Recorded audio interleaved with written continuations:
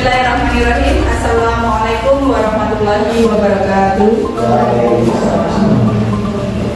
Yang kami hormati Bapak Ibu Guru SD Denasri Wetan 01. Juga yang kami hormati narasumber Ibu Nurul Hidayah SPG.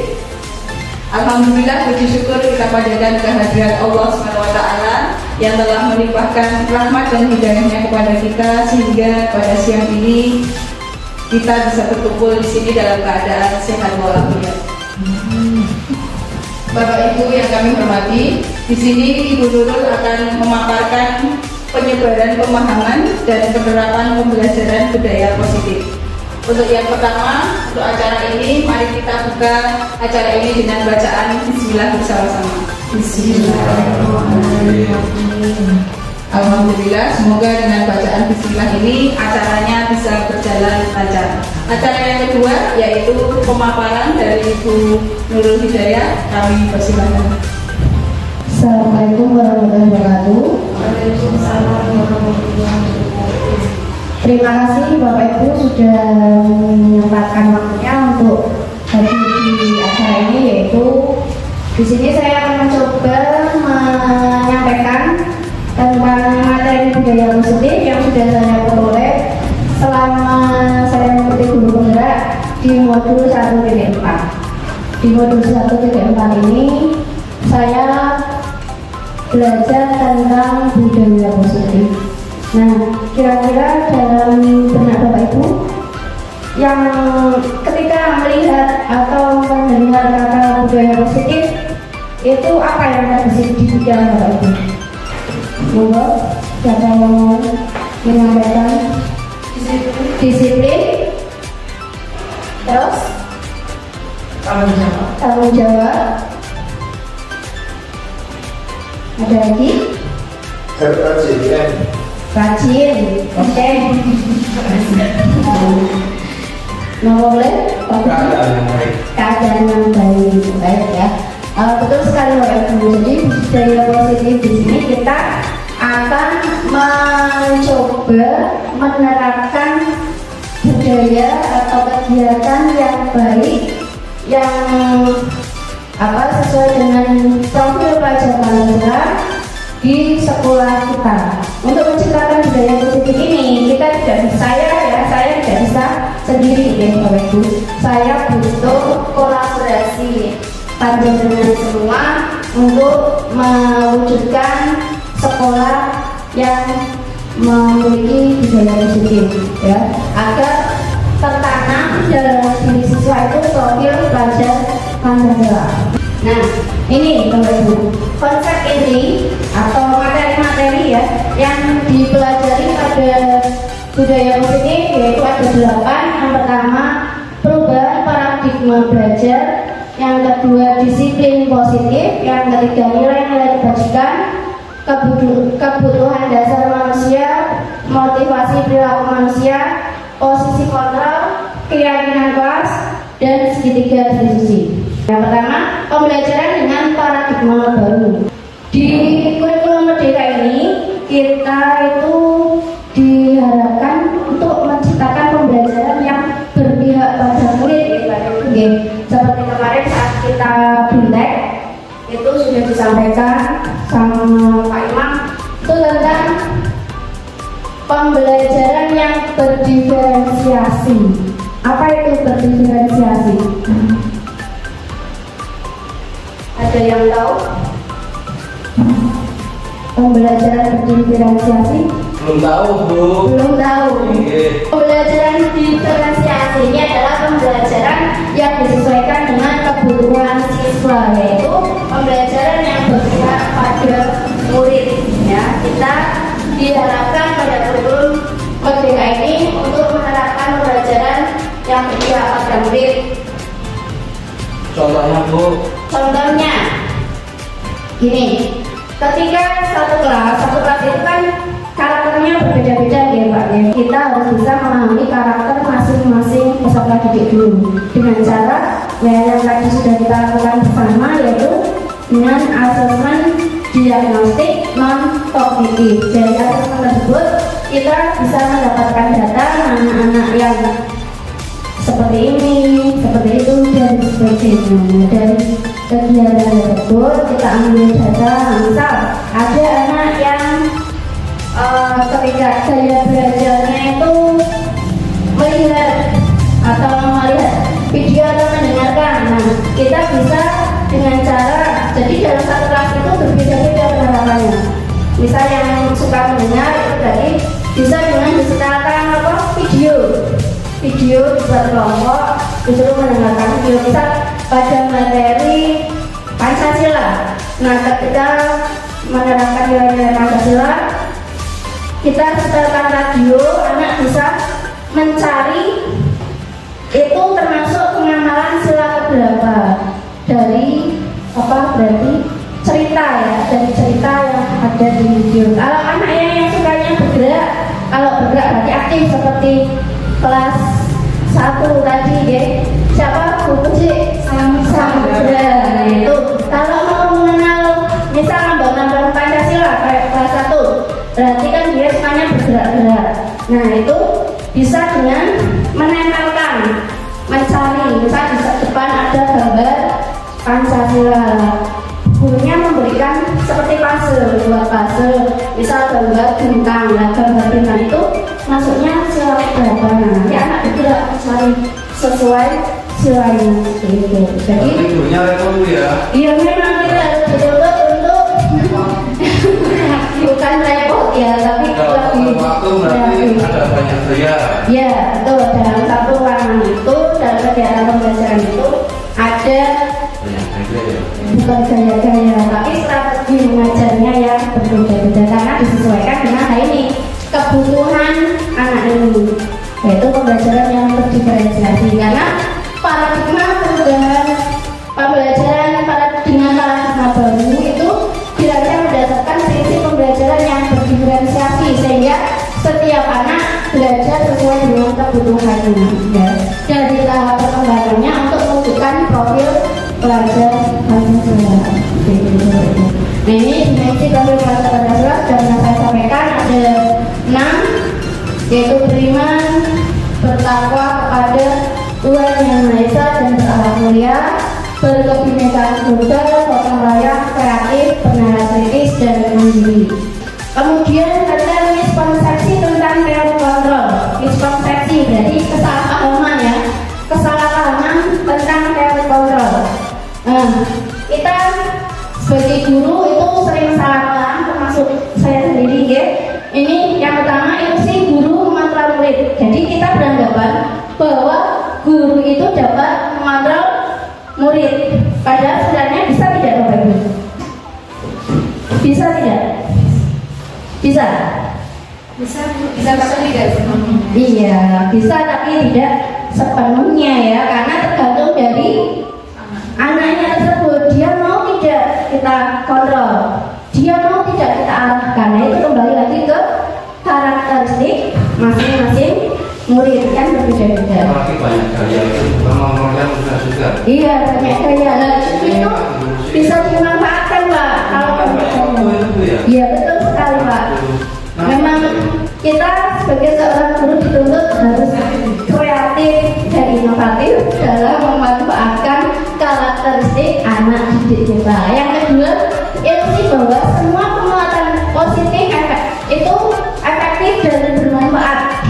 Contoh, ketika kita memberikan pengarahan kepada anak, gini loh nak, kalau kamu disiplin, terus pintar, jalan sukses, dan pokoknya penguatan yang positif itu sangat efektif dan bermanfaat. Benar atau tidak?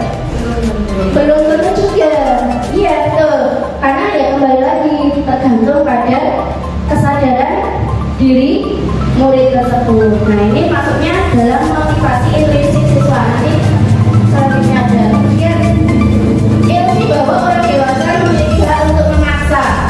Nah, kita itu kan sebagai guru itu kan belajar dewasa, murid dari anak. Nah, kita di sini memiliki hak untuk memaksa. Benar atau tidak? Iya. Nah, itu kan Benar Bu. benar. Kenapa Pak? Karena anak kadang kan nggak bisa gaya anak itu kan nggak semuanya bisa dikadari dengan satu kata dua kata. Iya. Itu ada paksaan dari guru. Iya. Tapi tidak selamanya itu selalu benar, ya. Ya, ya. Contoh saja, contoh di sini kita sesama bangsa atau di sini kita contohkan saya dengan ibu kepala sekolah. Contoh nyata. Ketika, ya, ketika kita nih ya, saya juga itu maksudnya ada kepala sekolah. Nah, terus disuruh ini kita dipaksa kan berarti ya. Kadang kita mau tidak, Kadang mau, kadang kadang mau kadang tidak. Nah iya, nah itu sama. Makanya kita tidak sepenuhnya memiliki hak untuk memaksa. Jadi makanya kan ilusi bahwa orang dewasa memiliki hak untuk memaksa, itu enggak harus setiap hari memaksa. Iya betul Pak Budi. Jadi tidak selamanya ya. Berarti tidak salah. Terus yang keempat, ilusi bahwa kritik dan membuat orang merasa bersalah dapat menguatkan karakter. Nah ini benar tidak Bapak Ibu? Belum tentu juga, karena kadang orangnya kalau kritik juga malah jadi down ya, jadi minder. Iya, apa perang? Nangis ya, ada nangis. Untuk itu kita harus mengubah paradigma stimulus respon menjadi ke pendekatan teori kontrol. Nah ini adalah perbedaan antara stimulus respon dan teori kontrol. Hal yang sering kita lakukan adalah stimulus respon. Yang pertama, realitas atau kebutuhan kita itu sama. Kita menghadapi kebutuhan kita itu sama. Sebenarnya gimana? Sama tidak? Tidak. Nah, makanya kita harus menerapkan teori kontrol. Nah, dengan teori kontrol kita itu menganggap bahwa realitas atau kebutuhan kita itu berbeda. Memang nyatanya seperti itu ya Bapak Ibu, bahwa kebutuhan kita itu tidak sama. Yang kedua, semua orang melihat hal yang sama. Benarkah? Jelas tidak. Kadang saya menilai Budi beda ya. Kadang Budi menilai saya, mereka juga berbeda. Itu buat saya ya. Hah? Tapi bukan saya. Nah makanya itu setiap orang memiliki gambaran yang berbeda. Kita harus menggunakan teori kontrol. Kemudian kita mencoba mengubah orang agar berpandangan sama dengan kita. Monggo. Malah Nah ini bisa tidak Bapak Ibu? Tidak, jelas tidak bisa ya. Nah makanya kita berusaha memahami pandangan orang lain tentang dunia. Dan ini yang susah, tidak semua orang bisa memahami. Iya betul. Makanya kita berusaha. Tidak harus kalimatnya kan beda ya. Kita berusaha. Kemudian perilaku buruk dilihat sebagai suatu kesalahan. Nah ini yang sering kita lakukan ya, termasuk saya juga. Nah, sebenarnya semua perilaku itu memiliki tujuan. Nah, ketika anak berperilaku misalnya dia atau bolos nah itu ini dikaitkan dengan kebutuhan dasar manusia. Berarti ketika dia melakukan perilaku tersebut, dia ada kebutuhan dasar yang tidak terpenuhi, baik dari lingkungan keluarga maupun di sekolah. Perilaku fatal itu tujuan. Iya, betul kan ingin diperhatikan karena dia. Lanjut, orang lain bisa mengontrol saya. Nah ini kita ubah menjadi hanya Anda yang bisa mengontrol diri Anda. Nah, jadi yang bisa mengontrol diri itu ya kita sendiri. Maka kita sebagai guru harus bisa menunjukkan motivasi intrinsik yang ada dalam murid. Yang selanjutnya, saya bisa mengontrol orang lain. Nah ini kita ubah menjadi Anda tidak bisa mengontrol orang lain. Jadi pandangan-pandangan yang ada di titik mulus respon kita ubah secara perlahan dengan teori kontrol. Selanjutnya pemaksaan ada pada saat ujian gagal. Nah, ketika kita menuju gagal itu kita memaksa, yaitu dengan adanya peraturan sekolah. Nah, itu nanti kita juga akan belajar tentang keyakinan kelas. Kita ubah menjadi kolaborasi dan konsensus menciptakan pilihan-pilihan baru. Ini nanti dalam segitiga resolusi kita pelajari. Lanjut, model berpikir menang atau kalah. Nah, di sini kita biasanya menerapkan model berpikir menang atau kalah. Sedangkan menurut teori kontrol itu adalah menang. Ya, menang semua. Disiplin itu berarti kaitannya dengan apa Bapak? Waktu, terus diri sendiri. Biasanya dikaitkan dengan peraturan. Ya, jadi disiplin itu berasal dari kata disiplin yang artinya belajar, disiplin yang artinya belajar. Disiplin mengacu pada disiplin diri yang memiliki tanggung jawab terhadap apa yang dilakukannya berdasarkan nilai-nilai yang diyakini. Disiplin positif merupakan salah satu cara penerapan disiplin yang bertujuan untuk menumbuhkan kesadaran serta memberdayakan peserta didik tanpa imbalan atau penghargaan. Nah, ini Bapak Ibu, kita dalam menerapkan disiplin menggunakan hukuman atau bahkan reward.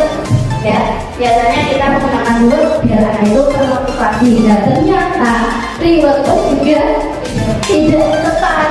Iya, kenapa Bapak Ibu? Mengharapkan, betul. Ketika anak diberikan reward, justru dia maunya itu ketika ada reward saja. Kalau tidak ada reward, dia nggak mau. Dia tidak akan teman, betul. Bahasa Jawanya teman. Terus maka sebagai pendidik tujuan kita adalah menciptakan peserta didik yang memiliki disiplin diri sehingga mereka berperilaku mengacu kepada nilai-nilai kebajikan universal dan memiliki motivasi intrinsik. Motivasi intrinsik itu adalah motivasi yang timbul dari dalam diri sendiri. Sedangkan hukuman penghargaan itu adalah motivasi eksternal. Ketika anak melakukan motivasi eksternal, ketika tidak ada gurunya atau dia tidak diajak oleh guru tersebut, maka akan kembali ke perilaku yang semula. Nilai-nilai kebajikan yang disampaikan oleh beberapa organisasi, yang pertama menurut profil pelajar Pancasila. Nah, ini ada beriman, bertakwa kepada Tuhan Yang Maha Esa, dan berlaku mulia, mandiri, benar berkris, bergotong royong, berkebinekaan tunggal dan kreatif. Itu yang diharapkan agar mewujudkan profil pelajar Pancasila. Sedangkan nilai-nilai kebajikan menurut Ibu Primary Yes Program PGP, institusi dari Mandiri, menginginkan bahwa sikap murid itu memiliki toleransi, rasa hormat, integritas, mandiri, menghargai, antusias, empati, keingintahuan, kreativitas, kerjasama, percaya diri, dan komitmen.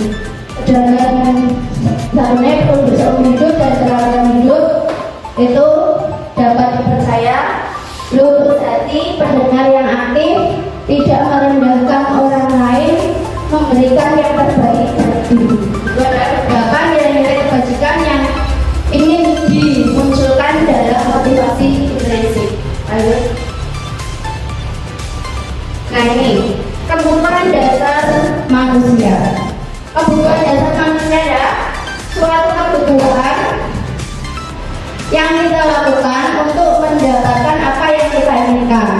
Semua kegiatan yang kita lakukan itu memiliki tujuan, seperti tadi ya, dalam posisi kontrol dan kontrol.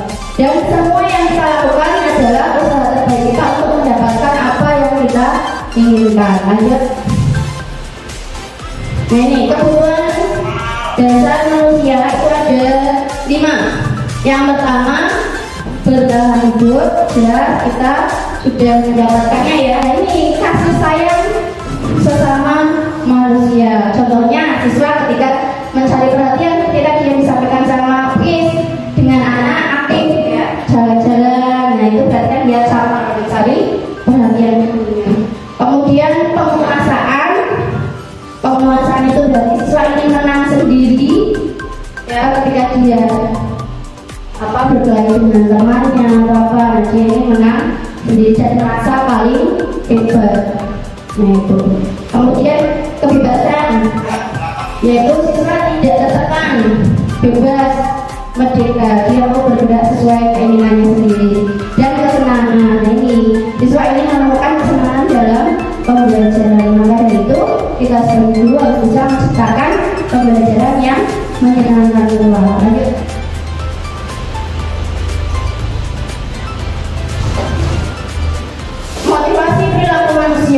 Ini dorongan yang timbul pada diri sendiri secara sadar atau tidak sadar untuk melakukan suatu tindakan dengan tujuan tertentu.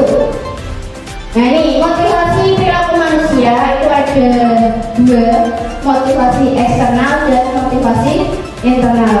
Motivasi eksternal tadi contohnya adalah hubungan atau penghargaan, sedangkan motivasi internal adalah apa yang timbul dari dalam diri tanpa ada hubungan ataupun penghargaan.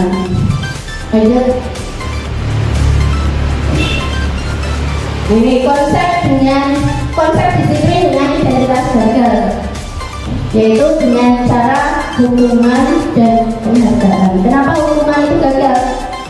Karena satu, menyakitkan, karena anak dipaksa untuk melakukan hal yang tidak mereka inginkan. Yang kedua, tidak nyaman, murid tertekan ya, murid takut memaksa ini, murid menyembunyikan kesalahan ketika ya sering ya kita tanya kenapa, nah itu dia mereka tidak mau mengakui. Kemudian murid menjadi rendah diri. Nah kalau penghargaan jadi tidak efektif, terus merusak hubungan, sifat iri. Nah itu dia dapat diwariskan itu dan iri. Kemudian mematikan kreativitas, karena ketika anak tidak ada reward, dia tidak mau melakukan hal tersebut. Mengukur dengan sistem ranking, nah ini Bapak Ibu, kita juga tidak boleh memberikan ranking kepada anak ya. Kemudian merampas hak menghargai dirinya.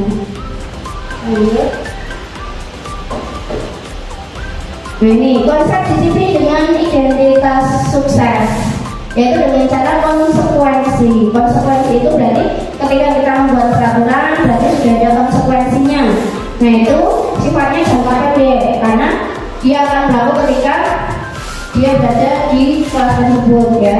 Kemudian perlu monitoring berkelanjutan, perlu dimonitoring lagi. Stimulus respon, ini kalau konsekuensi itu menggunakan pendekatan stimulus respon. Murid menghargai peraturan, kemudian murid kehilangan waktu untuk memenuhi kesalahan. Sedangkan yang sendiri ini restitusi, nah ini adalah cara yang paling tepat untuk melaksanakan konsep disiplin positif, yaitu murid bertanggung jawab untuk perilakunya. Nah di sini murid ditanya apa alasannya, kenapa kamu melakukan hal tersebut. Kemudian murid juga diminta untuk memecahkan masalahnya sendiri, apa yang harus kamu lakukan jika melakukan hal tersebut. Jadi motivasi itu timbul dari dalam diri murid. Dia mau bertanggung jawabnya apa juga sesuai dengan apa yang dikehendaki oleh murid. Lanjut. Nah ini konsep pendekatan resolusi, sebuah cara yang melaksanakan disiplin positif pada murid. Pengertian restitusi adalah proses menciptakan kondisi bagi murid untuk memperbaiki kesalahan mereka sehingga mereka bisa kembali pada kelompok mereka dengan karakter yang lebih kuat. Ciri-ciri restitusi bukan menebus kesalahan, namun belajar dari kesalahan. Yang kedua, memperbaiki hubungan. Kemudian tawaran, bukan paksaan. Jadi murid diminta melakukan tanggung jawabnya sendiri sesuai dengan apa yang dia kehendaki. Kemudian menuntut untuk melihat ke dalam diri, mencari kebutuhan dasar yang mendasari tindakan, fokus pada karakter bukan tindakan. Kemudian menguatkan dan fokus pada solusi. Perbedaan kasus, siswa sering tidak mengerjakan PR. Hukuman, guru menghukum siswa tersebut hormat bendera selama 10 menit. Ini menyakiti ya, menyakiti siswa karena dihukum untuk hormat bendera 10 menit. Kemudian guru marah dan menjadi takut. Kemudian konsekuensi, kalau konsekuensi biasanya sudah ada kesepakatan dulu. Jadi peraturannya apa, konsekuensinya apa. Ini memberikan konsekuensi untuk mengerjakan PR-nya saat istirahat atau dikerjakan sebanyak 3 hari. Kemudian guru tegas dan siswa menghormati peraturan. Nah ini yang paling baik adalah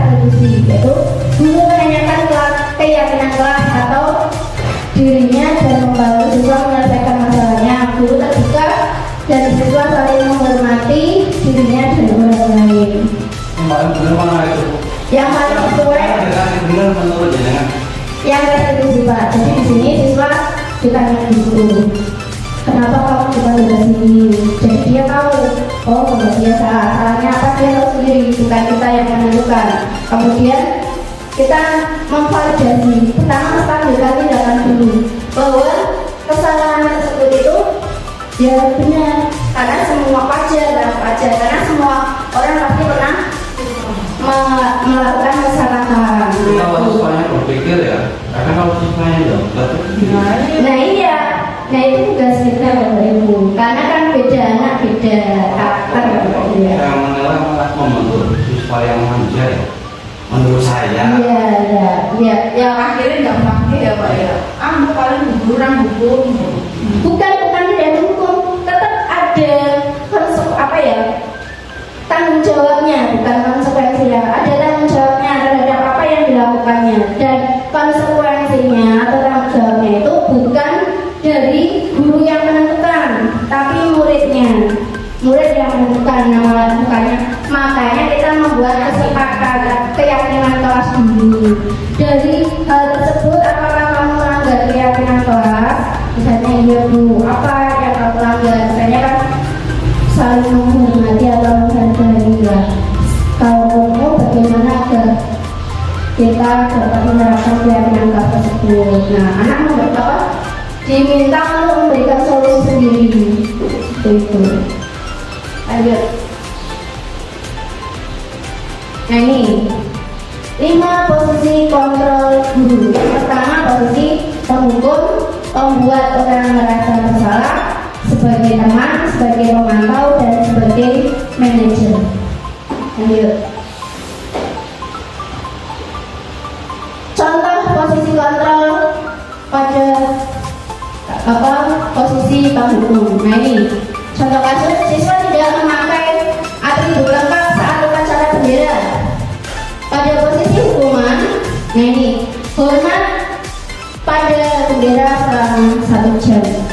Nah ini dihukum ya. Kalau hukuman itu biasanya terkait dengan fisik, hukuman fisik, atau kata-kata juga bisa, kata-kata yang menyakitkan. Nah itu maksudnya hukuman.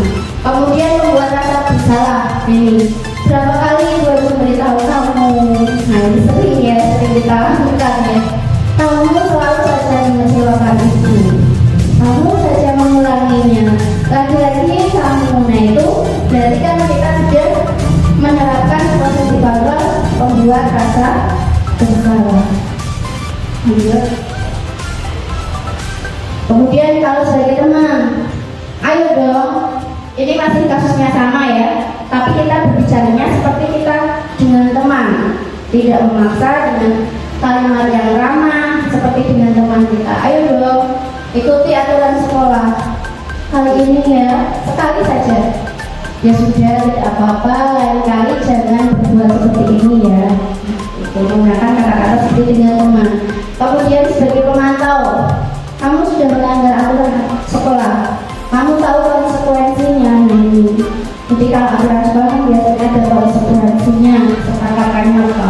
Nah selama upacara harus menaati tata tertib dan jangan dilanggar. Jadi kita menunjukkan konsekuensinya apa ketika kita melanggar hal tersebut. Lanjut.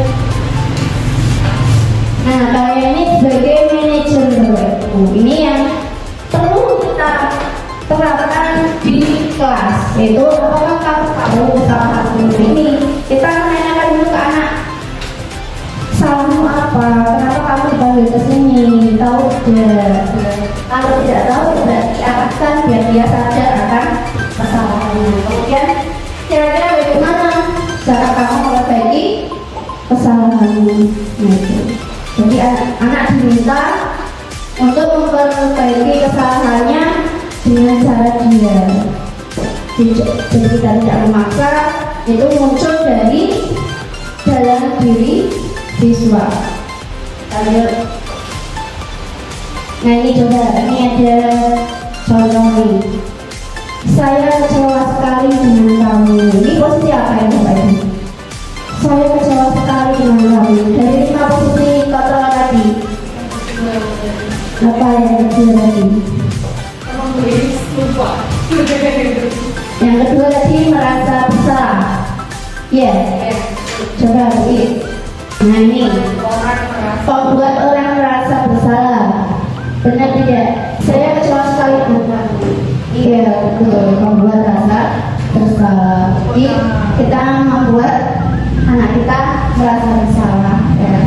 Karena kita menyebutnya dengan kata-kata kecewa sekali, ya. Lanjut.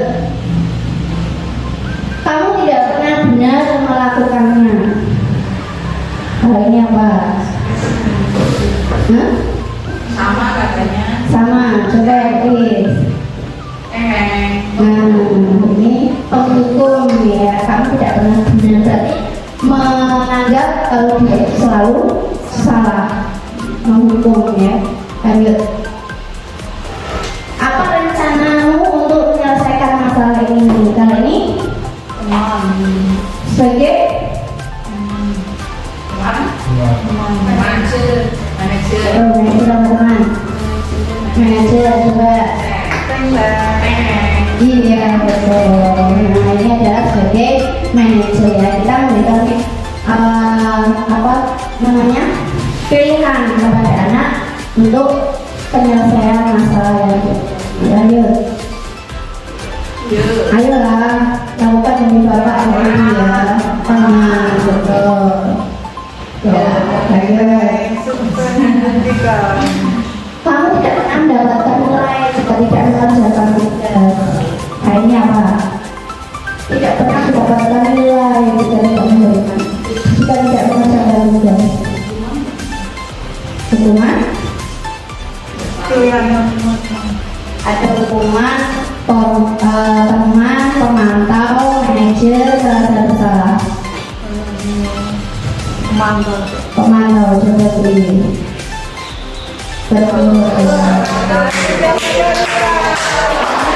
Ini menghubungkan dengan konsekuensi ya, tidak mengerjakan tugas, tidak mendapatkan nilai. Nah ini yang akan kita buat besok ya, itu ya. Kenapa keyakinan kelas? Mengapa bukan peralatan kelas? Ada yang tahu? Biar semakin yakin.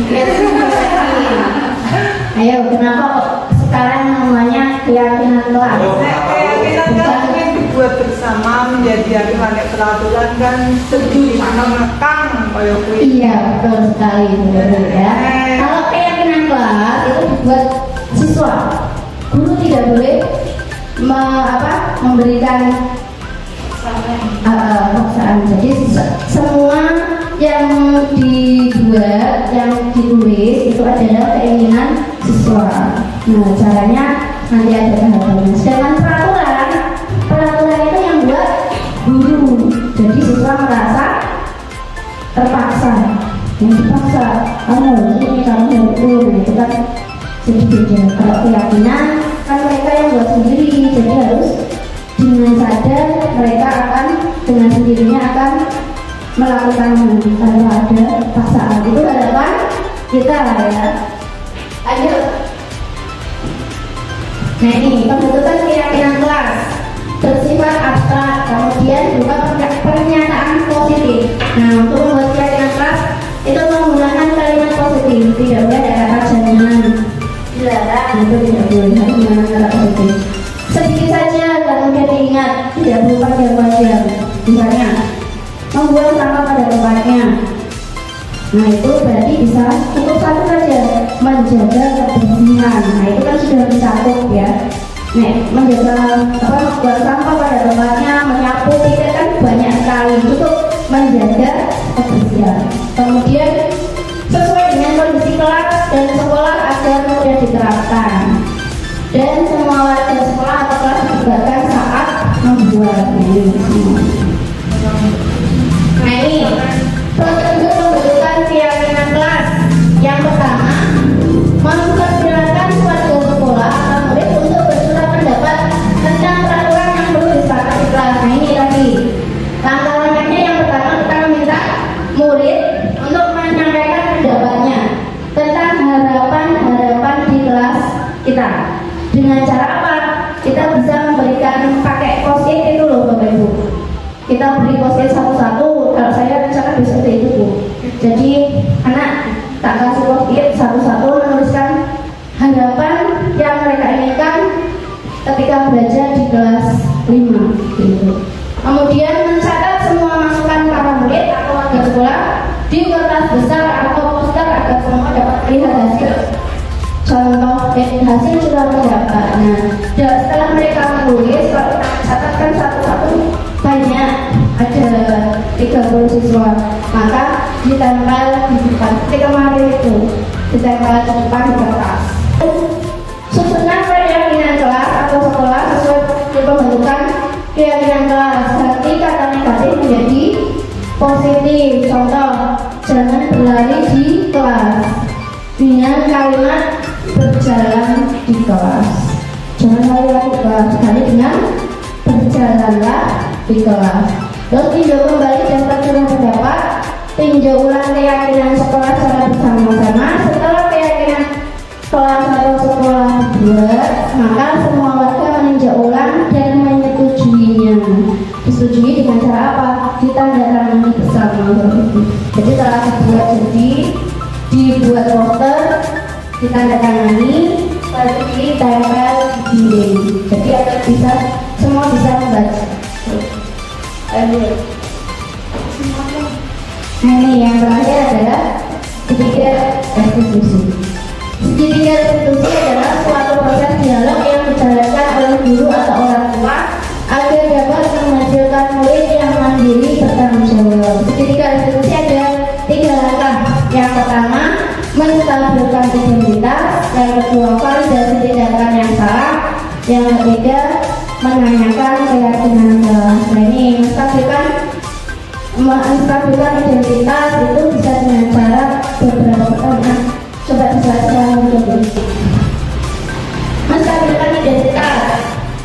Nah, ini kita berdasarkan prinsip melakukan kesalahan adalah bagian dari proses pembelajaran. Kita menganggap bahwa kesalahan itu adalah proses dari pembelajaran. Dengan cara apa? Nah, ini contoh kata-katanya. Berbuat salah itu tidak apa-apa. Tidak ada manusia yang sempurna. Semua pasti pernah berbuat salah, ya. Kita bisa menyelesaikan ini. Bapak itu tidak tertarik mencari siapa yang salah, tapi Bapak itu ingin mencari solusi dari permasalahan ini. Dan kamu berhak merasa begitu. Ini contoh kalimatnya ya Bapak Ibu ya. Apakah kamu sudah menjadi teman yang baik buat dirimu sendiri? Nah, itu adalah beberapa contoh kalimat yang bisa diucapkan dulu ketika melakukan segitiga restitusi pada tahapan menstabilkan identitas. Kemudian pada validasi tindakan yang salah.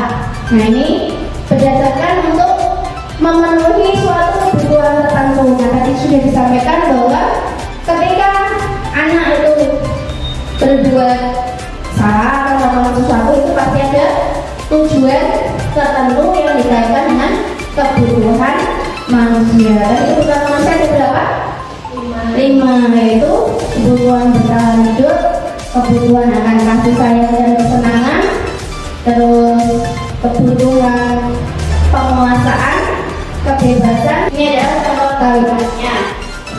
Itu padahal kamu bisa melakukan yang lebih dulu dari ini ya.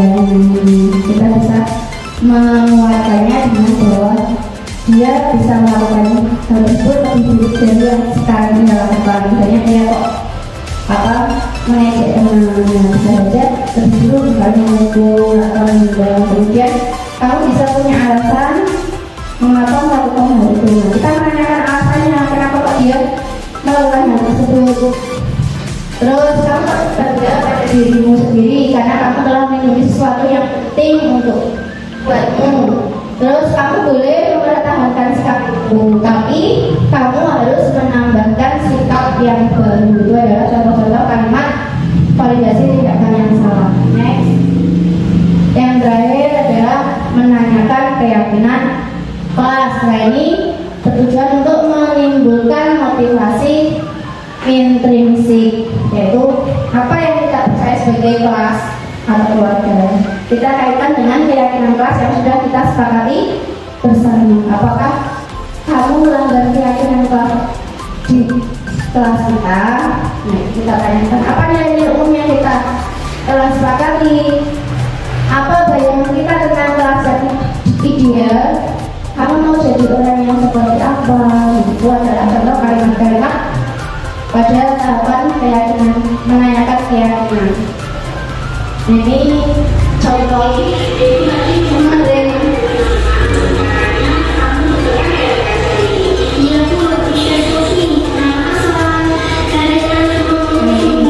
kemarin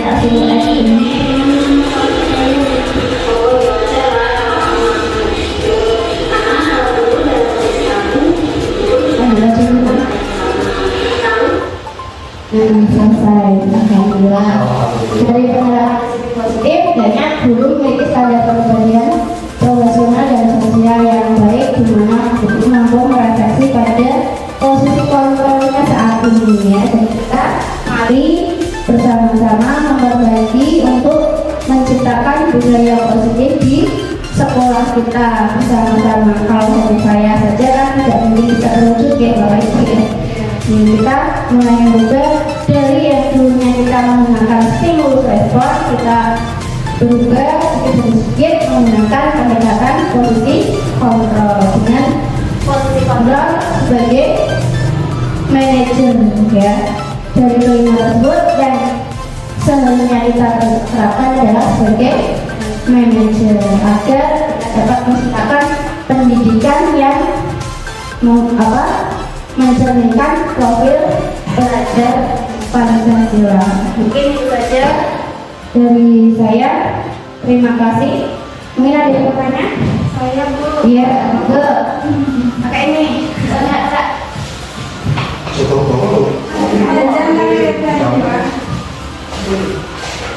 Terima kasih atas kesempatan yang diberikan kepada saya. Saya mempunyai satu pertanyaan. Ini mengenai terutama untuk didik saya kelas 1 ya. Yang tadi dijelaskan tentang pembelajaran yang berdiferensiasi. Bagaimana cara menerapkan pembelajaran yang berdiferensiasi pada siswa yang jumlahnya banyak, terutama anak kelas 1, supaya tujuan pembelajaran di kelas 1 itu dapat tercapai dengan baik sesuai dengan harapan Bapak Ibu guru sekalian. Kemudian yang saya tanyakan, mohon penjelasannya Bu. Terima kasih. Iya, terima kasih sekali Bu Ci atas pertanyaannya. Ini saya juga masih belajar ya. Kalau dari sepemahaman saya, kemarin itu anak bisa dibuat kelompok, ya, dikelompokkan. Kelompoknya berdasarkan apa? Bisa berdasarkan hobinya apa? Misal kok yang hobinya lari-lari, yang hobinya lari-lari, nah itu bisa. Hobinya misalnya yang hobinya nangis gimana? Yang hobinya nangis ya boleh jadi satu. Nangis bareng-bareng dikelompokkan jadi sesuai hobi. Dari hobi tersebut kan kita bisa mengetahui ya caranya. Misal hobinya lari-lari, berarti kan dia hobinya bergerak. Nah itu kita bisa menerapkan pembelajaran yang gerak-gerak. Apa guna Bu? Ayo memang capek. Luar biasa. Iya memang sebenarnya itu harus luar biasa waktu itu. Jangan yang biasa saja. Karena sesuai dengan tujuan pendidikan Kiai Mantara bahwa kita harus membawa pendidikan yang membawa keselamatan dan kebahagiaan bagi peserta didik. Tujuan pembelajarannya bisa tercapai nggak Bu? Insya Allah bisa. Misalnya dengan kelas 1 materi awal. Materi awal kelas 1 Pancasila ya? Pancasila. Kayaknya mengenal Pancasila, simbol-simbol Pancasila itu. Misalnya yang hobinya kok mendengarkan musik. Nah bisa kan kita kebetulan ada laptop ya. Terus di kelas 1 juga wifi ya, wifi-nya kuat. Nah itu bisa dimanfaatkan untuk menjelaskan misalnya gambar-gambar apa video yang menampilkan gambar-gambar lambang Pancasila. Nah nanti bisa anak dia misalnya yang suka nyanyi berarti diajak nyanyi, yang suka mendengarkan disuruh menyimak video. Intinya sebisa mungkin kita kreatif dalam menerapkan pembelajaran itu. Nah misalnya saya gerak-gerak bisa juga dengan itu apa media emplek. Media emplek jadi jangan buat emplek. Nah nanti kan di atas pojok itu jangan bisa kasih simbol-simbol Pancasila. Nah nanti anak secara berkelompok yang khusus yang sukanya gelar itu ya, secara kelompok gantian ngambil simbolnya. Nah anak diberi lembar kerja yang isinya untuk mengasalkan simbol-simbol Pancasila. Satu dulu aja simbol Pancasila biar anak tahu oh simbolnya ini. Oh itu bisa. Ya tugas-tugas kita sebagai guru intinya ya, memang guru sekarang dituntut harus kreatif, inovatif, dan bisa memanfaatkan IT untuk depan misalnya mau belajar tentang membuat apa media pembelajaran atau apa yang membantu untuk belajar bareng dengan menggunakan media bahwa kita bisa buat topik juga bahwa itu dengan media bareng. Next kalau ada waktu mungkin itu Buci, jika nanti ada kesulitan nanti kita belajar bareng. Mungkin itu saja, ada lagi cukup ya. Sudah menghibur. Terima kasih atas perhatiannya. Mohon maaf kalau banyak kekurangannya karena di sini saya juga masih belajar, masih belum bisa menerapkan dengan maksimal juga di kelas. Saya juga masih belajar sedikit demi sedikit. Saya juga akan merubah apa yang sudah saya terapkan sebelumnya menjadi seperti yang diharapkan oleh tujuan pendidikan Pancasila, yaitu pendidikan yang berpihak pada murid, yang membawa kebahagiaan dan keselamatan baik di sekolah maupun di masyarakat. Mungkin itu saja. Terima kasih. Wassalamualaikum warahmatullahi wabarakatuh.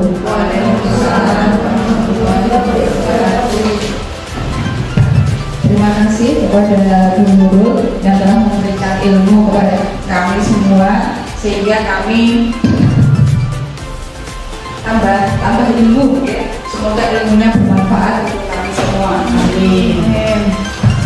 Untuk yang terakhir dari penutupan, mari kita baca hamdalah bersama-sama. Alhamdulillah. Cukup sekian dari kami. Wabillahi taufiq wal hidayah. Wassalamualaikum warahmatullahi wabarakatuh.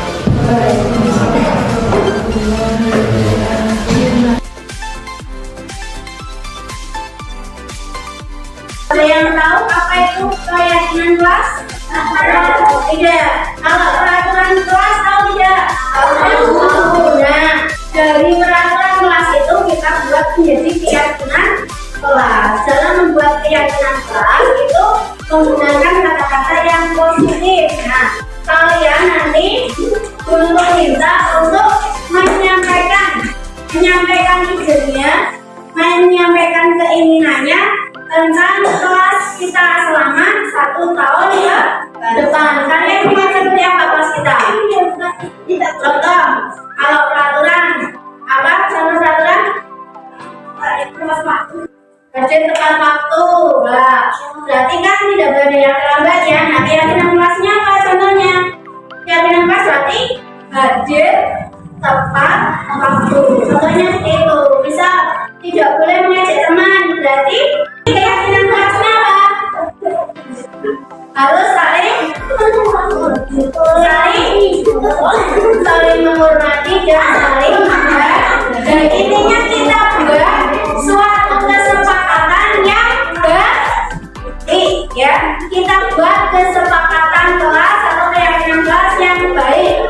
Silakan nanti kalian mencurahkan ide-idenya di kertas ini ya. Setelah ditulis satu saja, satu keyakinan yang kami inginkan ya.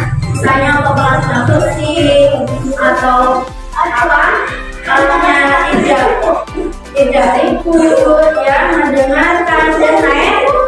Nah ya, nanti kamu tuliskan di sini. Setelah ditulis nanti ditempel di kertas ini di depan. Ini nanti dulu tempel di depan. Kamu nanti tempelkan.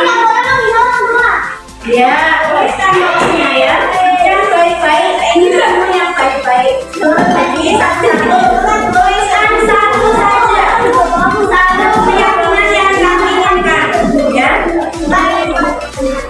Silakan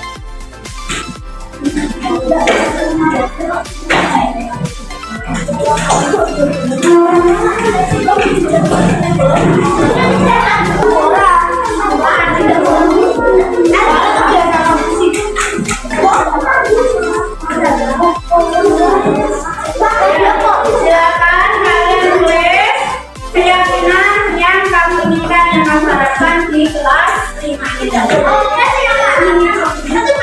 Satu saja. Satu aja. Kalau sudah silakan ditempel di depan satu-satu. Oke, berarti kan bentuknya ditempel, yuk ditempel.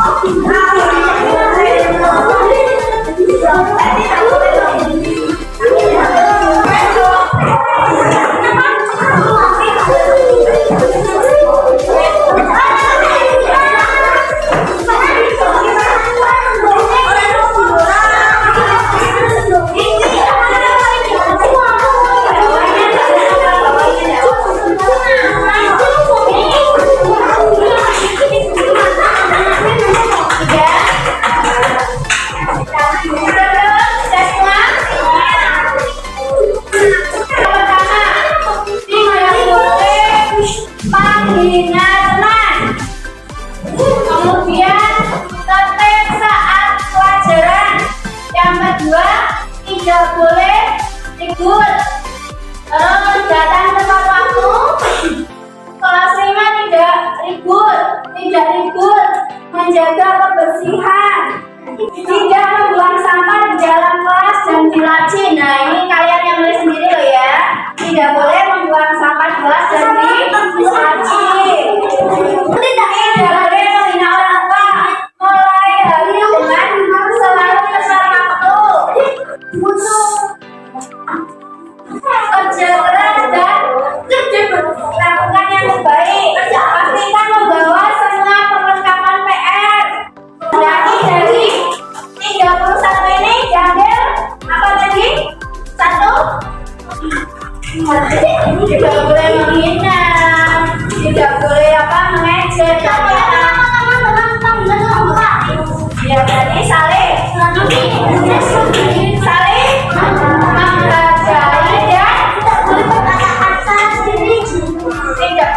saling menghargai dan menghormati ya.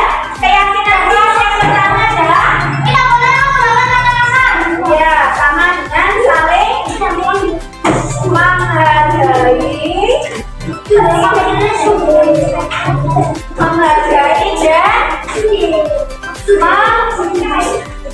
hormati. Terus yang kedua apa lagi? Tadi apa? Datang tepat waktu. Tadi tepat waktu. Terus apa lagi? Membawa perlengkapan sekolah masuk PR. Tadi tertib. Ya, tertib dalam pelajaran atau tertib dalam belajar ya. Tertib dalam belajar. Terus mendengarkan apa?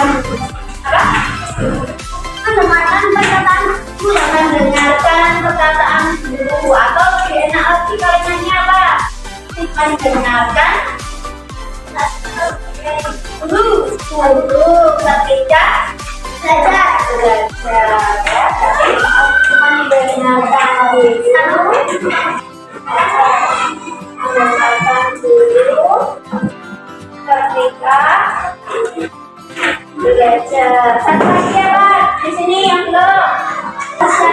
Menjaga kebersihan, menjaga tidak sopan, kelas, tidak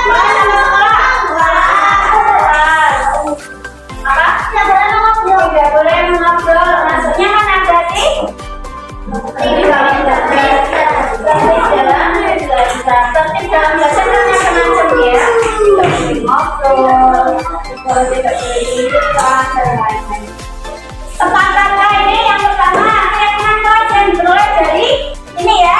Bu Nurul hanya menyimpulkan dari kalimat-kalimat pendapat kalian ya, pendapat kalian yang sudah kalian tulis.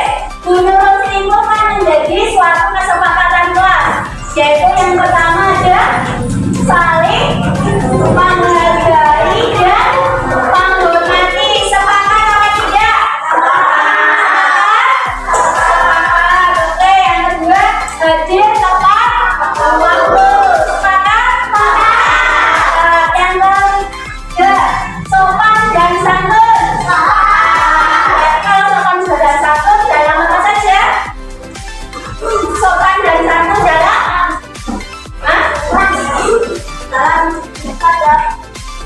sopan dan santun dalam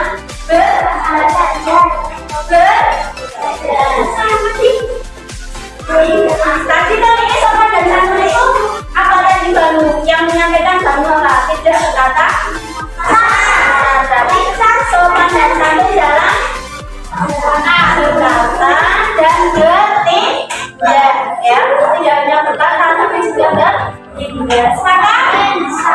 Sepakat tidak? Terus yang keempat, tertib dalam belajar, dari mulai tertib membawa buku, membawa PR, membawa perlengkapan belajar. Sepakat? Sepakat, dia tidak boleh ngobrol juga. Yang kelima, mendengarkan guru ketika belajar. Ini tadi termasuk ya, apa di sini?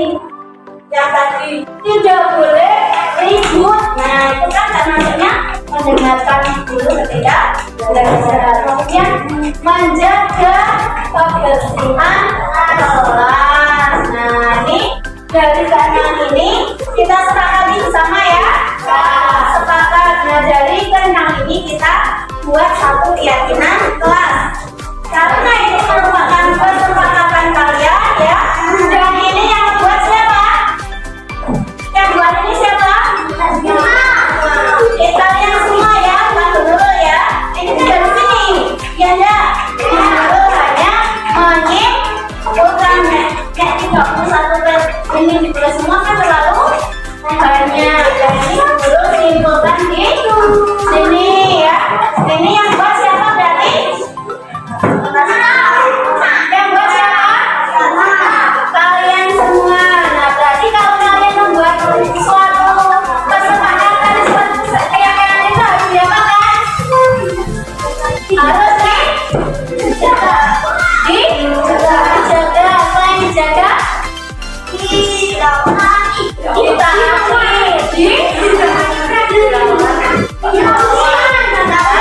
dilakukan betul ya. Berarti harus ada tanggung jawab dari kalian sendiri apa ya. Pokoknya ini yang sudah kita tetapkan ya, dengarkan dulu. Yang sudah kita tetapkan harus diyakini dan dilaksanakan dengan